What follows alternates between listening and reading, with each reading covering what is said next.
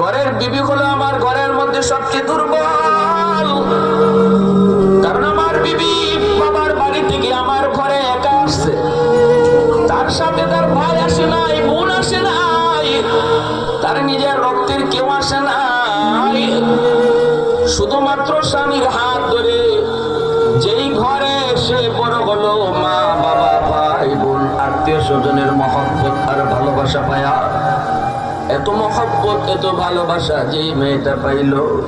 সেই মহব্বত ভালোবাসাটাকে চিরদিনের জন্য পর বানায়া, আপন মানুষগুলাকে চিরজীবনের জন্য পর বানায়া, স্বামীর ঘরের মানুষগুলাকে আপন কইরা স্বামীর হাত ধরে অচেনা জায়গায় চলে আসলো। এই ঘরের মানুষগুলি কেমন সে জানে না,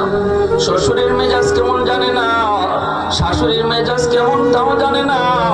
ননদের মেজাজ কেমন তাও জানে না, দেবরের মেজাজ